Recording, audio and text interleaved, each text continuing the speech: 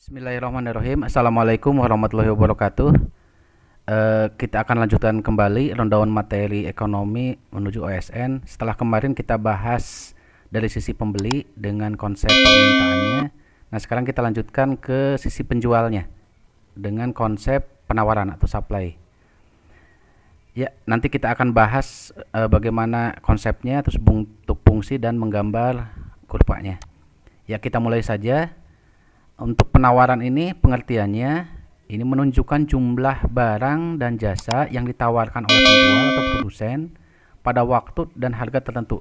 Jadi ini menunjukkan barang dan jasa yang bersedia ditawarkan yang akan dijual oleh produsen atau penjual. Nah, jenis penawaran ini ada dua, ada penawaran individu dan ada penawaran kolektif atau agregat. Seperti di jenis permintaan, nah kalau penawaran yang individu ini analisisnya hanya untuk satu penjual.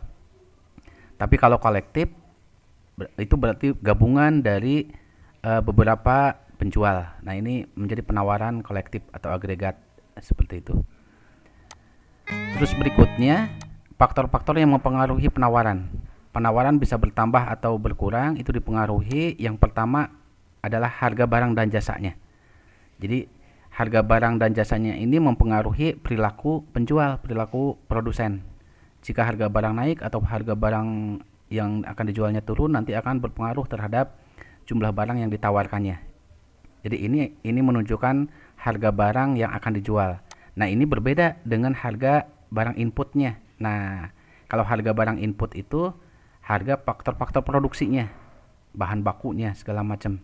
Itu ada lagi. Terkadang di soal OSN itu suka menjebak, ada harga barang dan jasanya, harga outputnya, outcome-nya, harga barang yang akan dijualnya, dan ada harga input barang. Nah, harga input barang ini menunjukkan harga faktor produksinya, bahan bakunya. Seperti itu. Ini juga akan berpengaruh terhadap perilaku penjual atau produsen ketika dia menawarkan barang dan jasa. Yang kedua, tentu saja biaya produksi. Nah, biaya produksi ini berkaitan dengan harga input ini.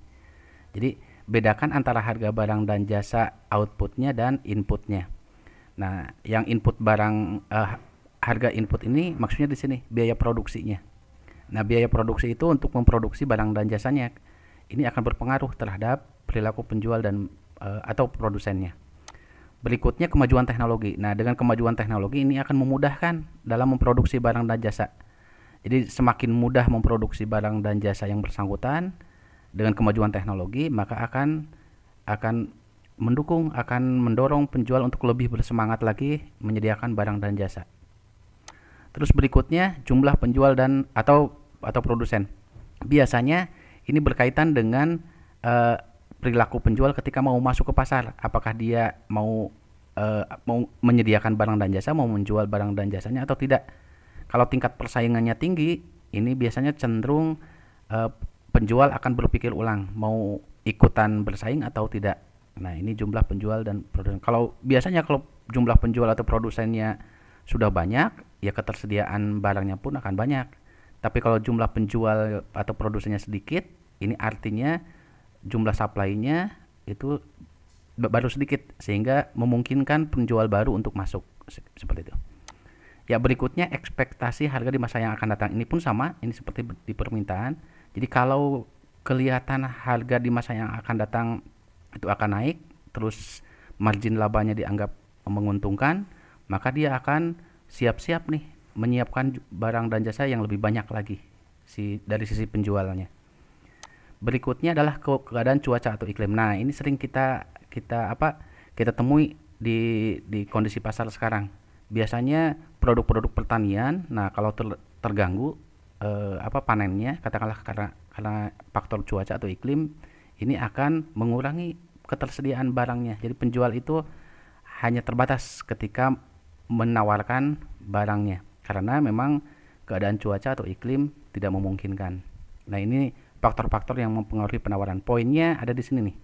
Pernah muncul di soal USN, ada harga barang outcome-nya dan ada harga barang input. Kalau harga barang input itu, harga input barangnya itu berkaitan dengan biaya produksinya di sini. Ya, selanjutnya hukum penawaran. Jadi kalau kita jadi penjual, jadi diingat kembali bahwa posisi kita terkadang jadi pembeli, terkadang jadi penjual. Nah, kalau kita posisinya sebagai penjual, kita terikat oleh hukum penawaran. Kalau kita masuk ke pasar dan kita menghadapi harga yang tinggi, nah cenderung penjual itu akan menyediakan barang yang lebih banyak biasanya. Kalau kondisi awalnya kita menghadapi harga yang tinggi, wah ini harga lagi bagus nih, margin labanya lagi besar, sehingga akan lebih banyak jumlah barang yang akan ditawarkannya. Nah sebaliknya ketika harga barang turun, ini kemungkinan pertimbangan penjual ini margin labanya sedikit, sehingga jumlah penawarannya atau barang dan jasa yang dia sediakan akan dikurangi.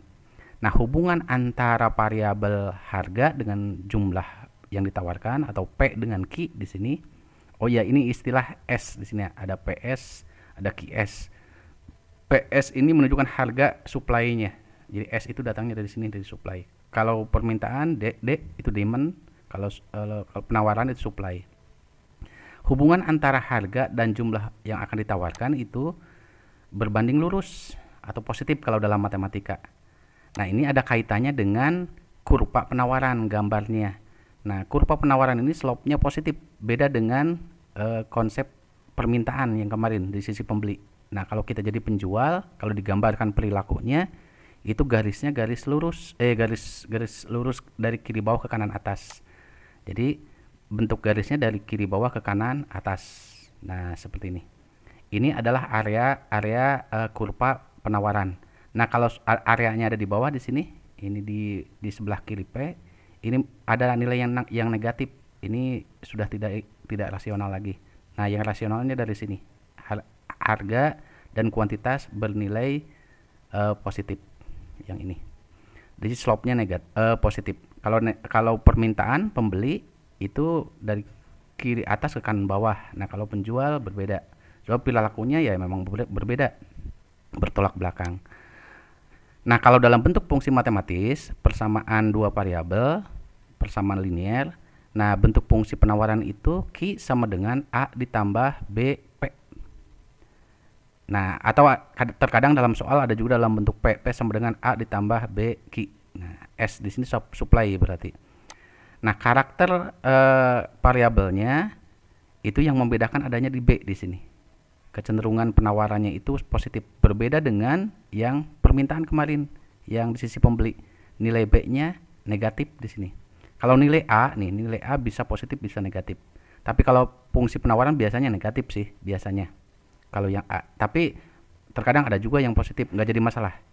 Tapi yang tidak bisa ditawar lagi nilai B-nya, nilai angka yang menempel ke variabelnya harus positif.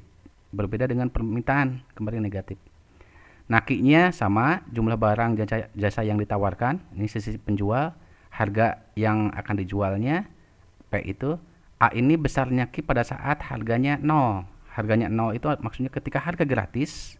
Nah, kalau harganya gratis, berapa penjual mau menjual? Nah, logikanya, rasionalnya, kalau harganya gratis ngapain mau dijual? Biasanya nilainya negatif. Nilainya negatif biasanya. Kalau harganya gratis seperti itu. Nah, contoh sekarang dicontohkan. Nah, bentuk fungsi penawaran itu seperti ini modelnya. Ini mirip seperti yang di fungsi permintaan biar lebih memudahkan pemahaman konsepnya. Q sama dengan min 100 ditambah 2P. Nah, simbol S ini kadang muncul kadang enggak. QS di sininya PS. Nah, yang dimaksud dengan A di sini adalah yang tidak nempel ke variabel P. Ini yang min 100. Nah, min 100 ini bisa positif, bisa negatif, tergantung di kondisinya. Nah, yang tidak bisa ditawar lagi adalah yang plus 2-nya. Nah, plus 2 ini yang nempel ke variabel itu harus positif. Sebab ini menunjukkan slope yang positif. Hubungan antar variabelnya berbanding lurus. Jadi positif hubungannya. Ini yang membedakan. Jadi kalau kita menemukan fungsi permintaan penawaran, di sininya plus 2P itu artinya itu fungsi penawaran. Tapi kalau di sini negatif 2P itu pasti fungsi permintaan. Seperti itu. Nah, kita lihat cara menggambar kurva penawaran. Nah, garis dalam diagram Kartesius itu pasti suatu saat akan memotong sumbu Q dan suatu saat akan memotong sumbu P di sini. Ini seperti di matematika.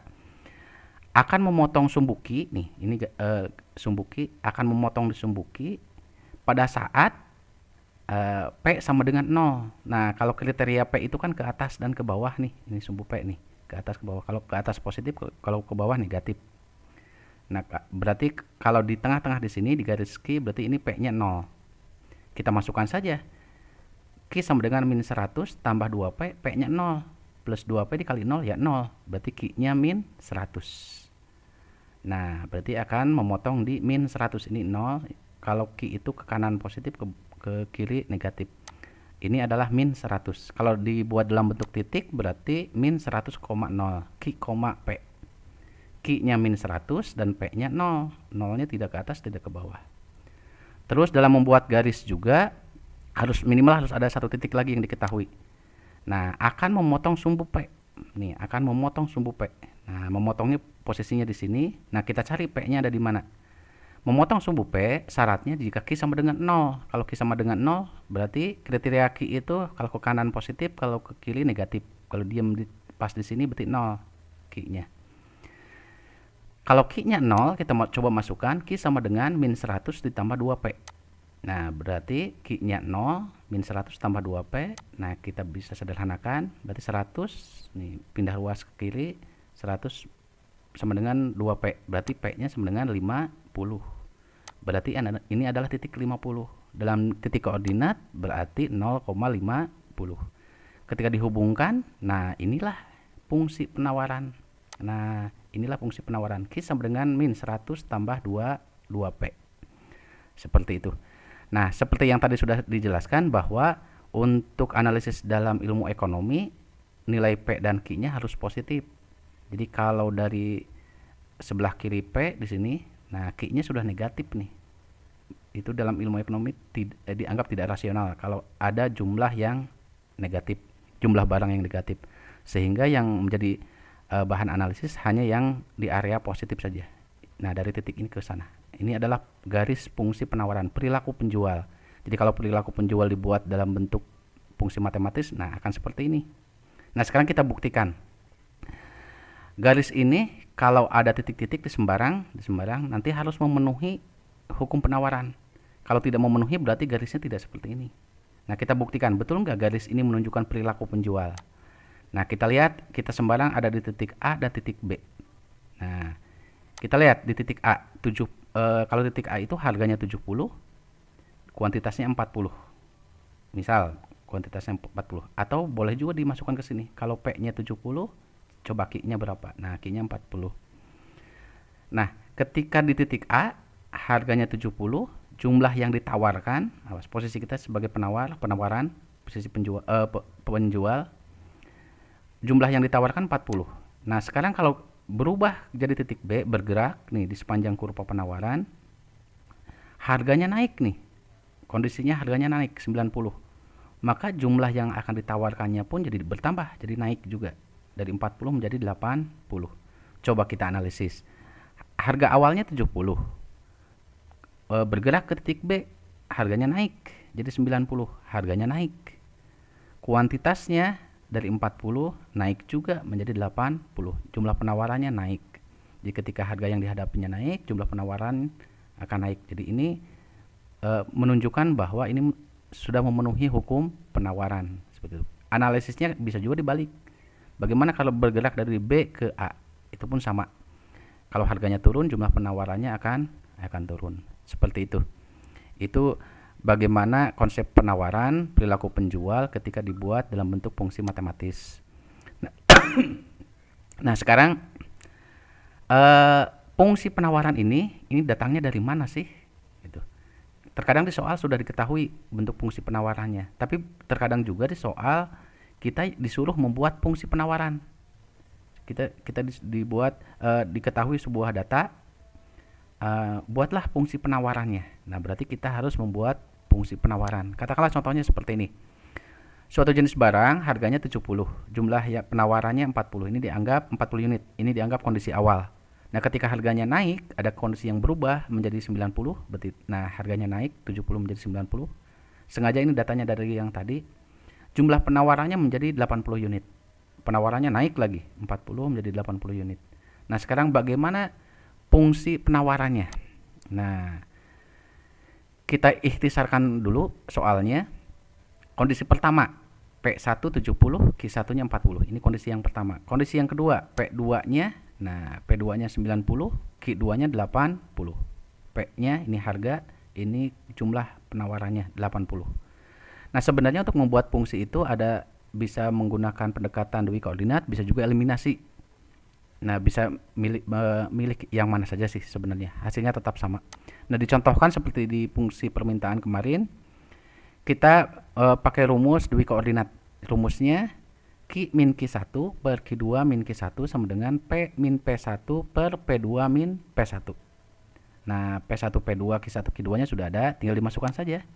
Untuk Q-nya, Q1-nya 40, Q2 80, min Q1 40.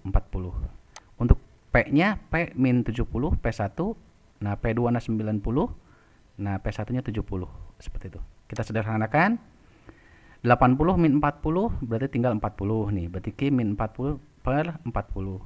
Terus P min 70, nah 90 dikurangi 70, 20. Nah, sekarang kali silang. 20 kita kalikan ke Q min 40, dan 40 ini kita kalikan dengan P min 70.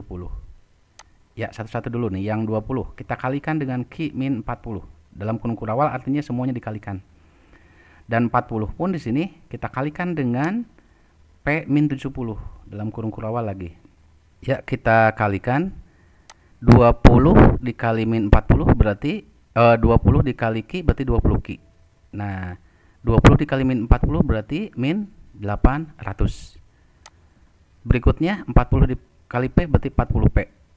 40 dikali min 70 berarti min 2800. Nah, sekarang dari posisi ini kita lihat kalau lagi mengerjakan soal, coba yang di option jawaban Q-nya dalam bentuk fungsinya dalam bentuk Q sama dengan atau P sama dengan. Nah, kalau biasanya dalam bentuk Q sama dengan biasanya. Nah, pisahkan dalam satu ruas kalau dalam bentuk Q sama dengan.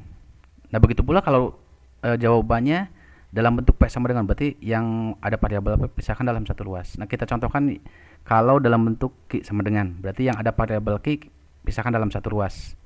Nah, maksudnya ini, yang 20 Q yang ada Q-nya nih dalam satu ruas, ya yang min 800 pindahkan ke ruas sebelah kanan. Berarti 40 P min 2800. Nah, ditambah 800, negatif 800 ke sini jadi positif. Nah, sekarang berikutnya kita sederhanakan, berarti 20 Q sama dengan 40 P min 2000. Nah, sekarang kita bisa disederhanakan lagi nih, berarti Q sama dengan, nah tinggal 40 dibagi 20 dan min 2000 dibagi 20. Nah, berarti Q sama dengan, nah 40 dibagi 20 berarti 2, berarti 2P. Min 2000 dibagi 20 berarti min 100. Nah, seperti itu.